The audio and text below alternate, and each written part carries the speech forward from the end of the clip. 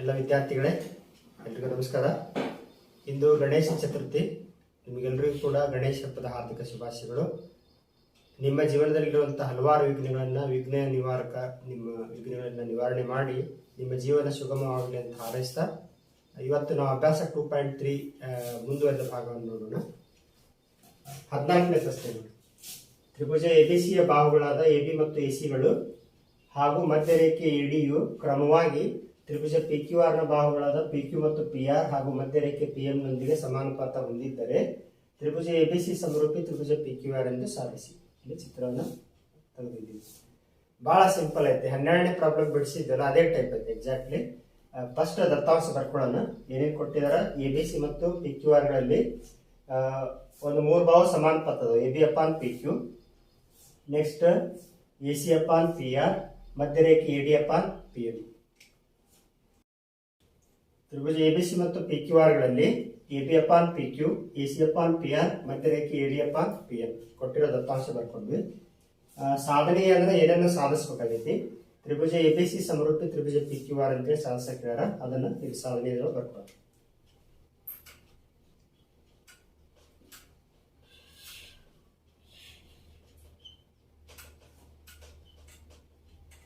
ನೋಡ್ರಿ, 12ನೇ ಪ್ರಾಬ್ಲಮ್ನಲ್ಲಿ ಏನ್ ಸಾಧಿಸಿದ್ವಿ ಅಂದ್ರೆ ನಾವು ABD ಸಮರೂಪಿ PQM ಅಂತ ಸಾಧಿಸಿದ್ವಿ. ಇದೇ ದತ್ತಾಂಶಕ್ಕೆ ಅಂದ್ರೆ ತ್ರಿಭುಜ ABC ಮತ್ತು PQM ಗಳಲ್ಲಿ AB ಅಪಾನ್ PQ ಇತ್ತು, ನೆಕ್ಸ್ಟ್ AD ಅಪಾನ್ PM ಇತ್ತು.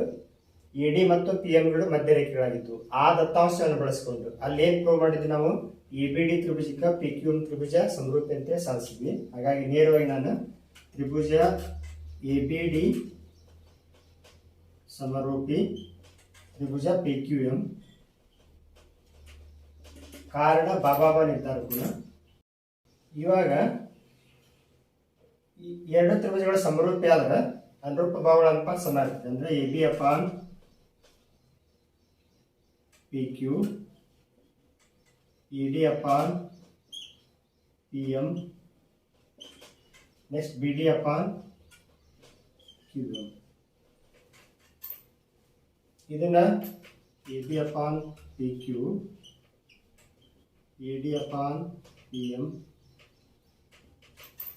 BD ಅನ್ನ ಯಾವ ತರ ಬರ್ಕೋಬಹುದು ನೋಡಿ. BD ಅನ್ನ BC ಬಳಸಿ ಹೆಂಗ್ ಬರ್ಕೋಬಹುದು. BD ಅಂದ್ರೆ BC ಅರ್ಧ ಇರ್ತದೆ. ಯಾಕಂದ್ರೆ AD ಮಧ್ಯರೇಖೆ ಆಗಿರೋದ್ರಿಂದ BC ಅನ್ನ ಎರಡು ಸಮನಾದ ಭಾಗ ಆಗಿ ಏರ್ಪಡಿಸ್ತೈತಿ. ಹಾಗಾಗಿ BD ಅನ್ನ BC ಬಳಸಿ ಹೆಂಗ್ ಬರ್ಕೋಬಹುದು, 1/2 BC, 1/2 BC.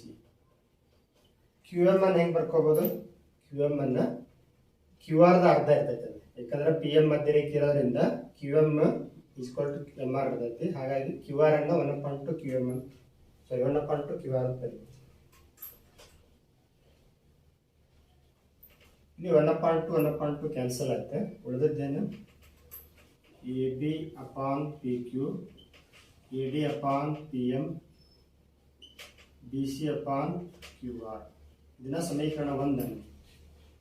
ನೆಕ್ಸ್ಟ್ ಇಲ್ಲಿ ದತ್ತ ಒಂದು ಕೊಟ್ಟಿದ್ರಲ್ಲ ಅದನ್ನ ಬರ್ಕೊಳ್ಳೋಣ. ದತ್ತ ಅವ್ರು ಕೊಟ್ಟಿರೋದು AB upon PQ, AC upon PR, AD upon PM. ಎರಡು ಸಮೀಕರಣ ಹೋಲಿಸಿ ನೋಡ್ರಿ.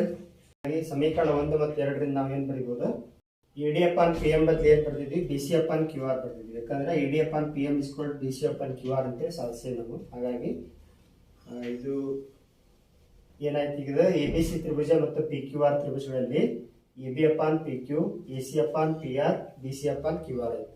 ತ್ರಿಭುಜದ 3 ಬಾಹುಗಳ ಅನುಪಾತ ಸಮ ಇತ್ತು. ಯಾವುದೇ ಎರಡು ತ್ರಿಭುಜಗಳಲ್ಲಿ ಒಂದು ತ್ರಿಭುಜದ 3 ಬಾಹುಗಳು ಮತ್ತೊಂದು ತ್ರಿಭುಜ 3 ಬಾಹುಗಳೊಡನೆ ಸಮಾನುಪಾತ ಹೊಂದಿದ್ರೆ ಆ ಎರಡು ತ್ರಿಭುಜಗಳು ಸಮರೂಪಿಯಾಗಿರ್ತವೆ. therefore ತ್ರಿಭುಜ ABC ಸಮರೂಪಿ ತ್ರಿಭುಜ PQR ಆಗಿದೆ. ತ್ರಿಭುಜ ABC ಸಮರೂಪಿ ತ್ರಿಭುಜ PQR ಏಕೆಂದ್ರೆ ಬಾಬಾಬ ನಿರ್ಧಾರ ಗುಣದ ಮೇಲೆ ಇವೆರಡು ತ್ರಿಭುಜಗಳು ಸಮರೂಪಿ. 15ನೇ ಪ್ರಾಬ್ಲಮ್. 6 ಮೀಟರ್ ಎತ್ತರದ ನೇರವಾದ ಕಂಬವು ನೆಲದ ಮೇಲೆ 4 ಮೀಟರ್ ಉದ್ದದ ನೆರಳನ್ನು ಉಂಟು ಮಾಡುತ್ತದೆ. ಅದೇ ಸಮಯದಲ್ಲಿ ಒಂದು ಕಟ್ಟಡವು 28 ಮೀಟರ್ ಉದ್ದದ ನೆರಳನ್ನು ಉಂಟು ಮಾಡುತ್ತದೆ. ಹಾಗಾದ್ರೆ ಆ ಕಟ್ಟಡದ ಎತ್ತರ ಏನು? ಬಹಳ ಸಿಂಪಲ್ ಐತೆ ಪ್ರಾಬ್ಲಮ್. ಈ ತರ ಸಮಸ್ಯೆಯನ್ನು ವಾರ್ಷಿಕ ಪರೀಕ್ಷೆ ಕೂಡ 2 ಅಂಕ ಕೇಳಿದಾರ. ಬಹಳ ಸಿಂಪಲ್. ಈ ತರ ಚಿತ್ರ ತಗೋಬೇಕು. ಫಸ್ಟ್ ನಾವು 6 ಮೀಟರ್ ಎತ್ತರದ ಕಂಬ, 4 ಮೀಟರ್ ಉದ್ದದ ನೆರಳನ್ನು ಉಂಟು ಮಾಡ್ತೀವಿ. ಇದು DE 6 ಮೀಟರ್ ಎತ್ತರದ ಕಂಬ, EF ಏನಿದೆ ನೆರಳು 4 ಮೀಟರ್ ಉದ್ದದ ನೆರಳು. ಅದೇ ಸಮಯದಲ್ಲಿ ಕಟ್ಟಡ ಎ ಬಿ ಅಂದ್ರೆ ಕಟ್ಟಡ, ಅದರ ನೆರಳು 28 ಮೀಟರ್ ಐತಿ. ಹಾಗಾದ್ರೆ ಕಟ್ಟಡದ ಎತ್ತರ ಎಷ್ಟೈತೆ ಅಂತ ಕೇಳಿದ. ನಾವು ಫಸ್ಟ್ ಏನ್ ಮಾಡ್ಬೇಕಂದ್ರ ಡಿ ಎಫ್ ತ್ರಿಭುಜ ಮತ್ತು ಎ ಬಿ ಸಿ ತ್ರಿಭುಜ ಸಮರೂಪಿ ಅಂತೇಳಿ ಸಾಧಿಸ್ಬೇಕು. ಹೆಂಗ್ ಸಾಧಿಸೋದು? ಈ ಕಟ್ಟಡ ಆಗ್ಲಿ ಇದು ಕಂಬ ಆಗ್ಲಿ ಲಂಬವಾಗಿ ನಿಂತಿರ್ತಾವ ಭೂಮಿಗೆ. ಹಾಗಾಗಿ ಈ ಕೋನಕ್ಕೆ ಈ ಕೋನ ಸಮ ಆಯ್ತು, ಒಂದು ಕೋನ ಸಮ ಆಯ್ತು. ನೆಕ್ಸ್ಟ್ ಇಲ್ಲಿ ಇ ಡಿ ಎಫ್ ಕೋನ ಬಿ ಎ ಸಿ ಕೋನ ಸಮ ಆಯ್ತದೆ. ಯಾಕಂದ್ರ ಅದೇ ಸಮಯದಲ್ಲಿ ಅಂತ ಹೇಳಿದಾರೆ ನೋಡಿ.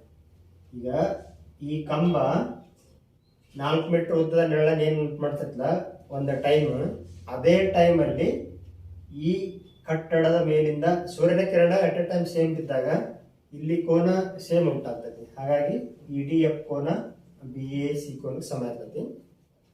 ಕೋಕೋ ನಿರ್ಧಾರ ಕೋನದ ಪ್ರಕಾರ 2 ಕೋನ ಸಮ ಆಗ್ಬಿಟ್ರೆ ಸಾಕು, ಅವೆರಡು ತ್ರಿಭುಜಗಳು ಸಮರೂಪಿಯಾಗಿರ್ತಾವೆ. ಫಸ್ಟ್ ಏನ್ ಮಾಡೋಣ ನಾವು ಡಿ ಎಫ್ ತ್ರಿಭುಜ ಎ ಬಿ ಸಿ ತ್ರಿಭುಜ ಸಮರೂಪಿ ಅಂತೇಳಿ ಸಾಧಿಸ್ತೀವಿ. ಬರ್ಕೊಂಡು ನಾವು ಡಿ ಕಂಬದ ಉದ್ದ 6 ಮೀಟರ್ ಐತಿ, ಇ ಎಫ್ ಕಂಬದ ನೆರಳಿನ ಉದ್ದ 4 ಮೀಟರ್ ಐತಿ, ಎ ಬಿ ಕಟ್ಟಡದ ಉದ್ದ ಅಥವಾ ಎತ್ತರ, ಕಟ್ಟಡದ ಎತ್ತರ. ನೆಕ್ಸ್ಟ್ ಅದನ್ನ ಕೇಳಿದಾರೆ ಕ್ವಶನ್ ಮಾರ್ಕ್.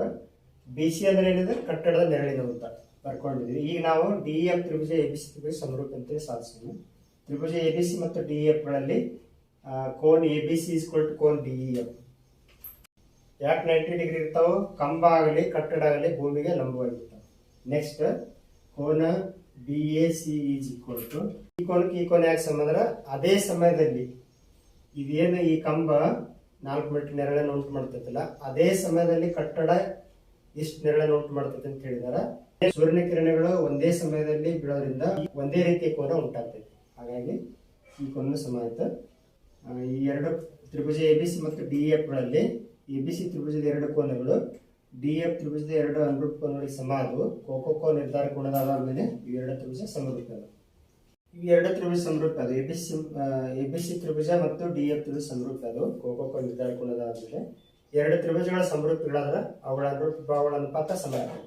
ಅನುರೂಪ ಭಾವಗಳ ಅನುಪಾತ ತಗೊಳ್ಳಿ. ಎ ಬಿ ಅನುರೂಪವು D A B upon D. Next B C upon E F. ಬೆಲೆ ತಗೊಂಡು first A B upon D ಬೆಲೆ ಎಷ್ಟು? 6, ಬಿ ಸಿ ಅಂದ್ರೆ 28, ಇ ಎಫ್ ಬೆಲೆ 4. ಇದು 4 ಒಂದೇ 4 7 28. A B is equal to 7 ಐತಿ ಬಲಗಡೆ 6 ಇಲ್ಲೇ ಭಾಗಿಸ್ತೀವಿ, ಈ ಕಡೆ ಕಳಿಸಿ ಗುಣಿಸ್ತೀವಿ. 7 6 42. ಕಟ್ಟಡದ ಎತ್ತರ ಎಷ್ಟಂದ್ರೆ A B equal to 45 metre. 14ನೇ problem, last problem. A D ಮತ್ತು ಪಿ ಎಂಗಳು ಕ್ರಮವಾಗಿ ಎ ಬಿ ಸಿ ಮತ್ತು ತ್ರಿಭುಜ ಪಿ ಕ್ಯೂ ಆರ್ ನ ಮಧ್ಯ ರೇಖೆಗಳಾಗಿದ್ದು ತ್ರಿಭುಜ ಎ ಬಿ ಸಿ ಸಮರೂಪಿ ತ್ರಿಭುಜ ಪಿ ಕ್ಯೂ ಆರ್ ಆದರೆ A B upon P Q is equal to A D upon P M. ಬಹಳ ಸಿಂಪಲ್ ಐತಿ. ಆಲ್ರೆಡಿ 12ನೇ ಪ್ರಾಬ್ಲಮ್ ಮತ್ತು 14ನೇ ಪ್ರಾಬ್ಲಮ್ ಈ ಥರದ್ದು ಮಾಡಿದ್ದೀವಿ. ಅವನ್ನೇ ಬಳಸ್ಕೊಂಡು ಇಂಪ್ರೂವ್ ಮಾಡೋಣ. ಮೊದಲು ದತ್ತಾಂಶ ಬರ್ಕೊಳ್ಳೋಣ. ದತ್ತ ಏನ್ ಬರ್ರಿ? ತ್ರಿಭುಜ ಎ ಬಿ ಸಿ ಸಮರೂಪಿ ತ್ರಿಭುಜ ಪಿ ಕ್ಯೂ ಆರ್ ಅದನ್ನು ಕೊಟ್ಟಿದ್ರೆ ಬರ್ಕೊಂಡಿದ್ವಿ. ಎ ಡಿ ಮತ್ತು ಪಿ ಎಂಗಳು ಮಧ್ಯ ರೇಖೆ ಅಂತ ಹೇಳಿದ್ರೆ ಅದನ್ನು ಕೂಡ ಬರ್ಕೊಂಡಿದ್ವಿ. ಸಾಧನೀಯ ಏನ್ ಸಾಧಿಸಬೇಕಾಗೈತಿ? A B upon P Q is equal to A D upon P M. Next ಸಾಧನ.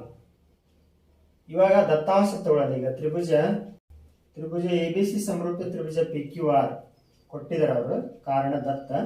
ಇದರ ಆಧಾರದ ಮೇಲೆ ಎರಡು ತ್ರಿಭುಜಗಳ ಸಮರೂಪಿಯಾಗಿದ್ರೆ ಅವುಗಳ ಅನುರೂಪಗಳ ಅನುಪಾತ ಸಮ ಆಗ್ತೈತಿ. ಅಂದ್ರೆ A B upon P Q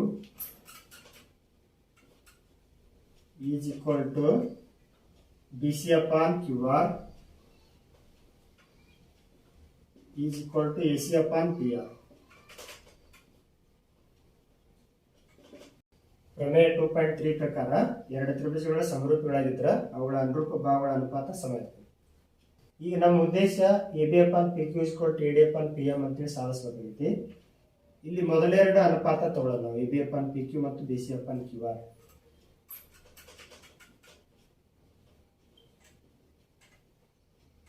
B C ಅನ್ನ ಹೆಂಗ್ ಬರಿತೇನೆ ಅಂದ್ರೆ ನಾನು ಎ ಡಿ ಮಧ್ಯ ರೇಖೆ ಆಗಿರೋದ್ರಿಂದ ಎ ಡಿಯು ಅಪೋಸಿಟ್ ಸೈಡ್ ಅಂದ್ರೆ ಅಭಿಮುಖವಾಗಿರೋ ಬಾಹುವನ್ನ ಸಮನಾದ 2 ಭಾಗ ಆಗಿ ವಿಭಾಗಿಸ್ಬೇಕು. ಅಂದ್ರೆ B D equal D C ಇರ್ತದೆ. ಅಂದ್ರೆ 2 ಬಿ ಡಿ ಸೇರಿಸಿದ್ರೆ 1 ಬಿ ಸಿ ಆಗ್ತದೆ. ಬಿ ಡಿ ಅಂದ್ರೆ ಬಿ ಸಿ ಅನ್ನ ಬಿ ಡಿ ಬೆಳೆಸಿ ಹೆಂಗ್ ಬರಿಬಹುದು? 2 BD ಅಂತ ಬರಿಬಹುದು. 2 BD ಅನ್ನ ಸೇರಿಸಿದ್ರೆ 1 BC ಆಗುತ್ತೆ.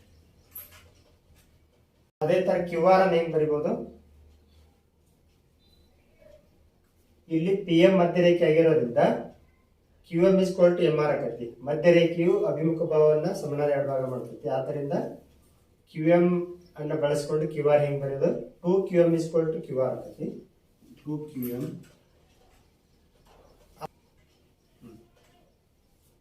ಏನಾಗ್ತದೆ ನೋಡಿ, 2 ಗೆಟ್ ಕ್ಯಾನ್ಸಲ್. ಏನ್ ಹೇಳ್ತಿಲ್ಲ? AB upon PQ BD upon QM ಆಯ್ತು. ಇದನ್ನ ಸಮೀಕರಣ 1. ನೆಕ್ಸ್ಟ್ ಇಲ್ಲಿ ಕೋನ ಬಿ ಗೆ ಕೋನ ಕ್ಯೂ ಸಮ ಇರ್ತದೆ. ಯಾಕಂದ್ರೆ ಆಲ್ರೆಡಿ ABC ತ್ರಿಭುಜ PQR ತ್ರಿಭುಜ ಸಮರೂಪಿ ಅಂತ ತಿಳಿಯೋದ್ರಿಂದ ಕೋನ್ ಬಿ ಅನುರೂಪ ಕೋನ ಕೋನ್ ಕ್ಯೂ. ನೋಡ್ರಿ, ಸಮೀಕರಣ 1 ಮತ್ತು 2 ಅಬ್ಸರ್ವ್ ಮಾಡ್ರಿ. AB upon PQ is equal to BD upon QM. Next ಕೋನ್ ಬಿ ಇಸ್ ಈಕ್ವಲ್ ಟು ಕೋನ್ ಕ್ಯೂ. ಅಂದ್ರೆ ABD ತ್ರಿಭುಜ ಮತ್ತು PQM ತ್ರಿಭುಜದೊಳಗ AB upon PQ BD upon QM ಕೋನ್ B ಇಸ್ ಈಕ್ವಲ್ ಟು ಕೋನ್ Q. ಒಂದು ಕೋನ ಸಮ ಇದೆ. ಈ ಕೋನವನ್ನು ಉಂಟು ಮಾಡುವಂತ ಎರಡು ಭಾಗಗಳು ಕೂಡ ಸಮಾನುಪಾತದಲ್ಲಿದ್ದಾವೆ. ಹಾಗಾಗಿ ಬಾಕೋಬಾ ನಿರ್ಧಾರಗಳ ಆಧಾರದ ಮೇಲೆ ಇವೆರಡು ತ್ರಿಭುಜ ಸಮರೂಪದ. ಅಂದ್ರೆ ಯಾವ್ಯಾವ ತ್ರಿಭುಜ ABD ಸಮರೂಪಿ, ತ್ರಿಭುಜ PQM.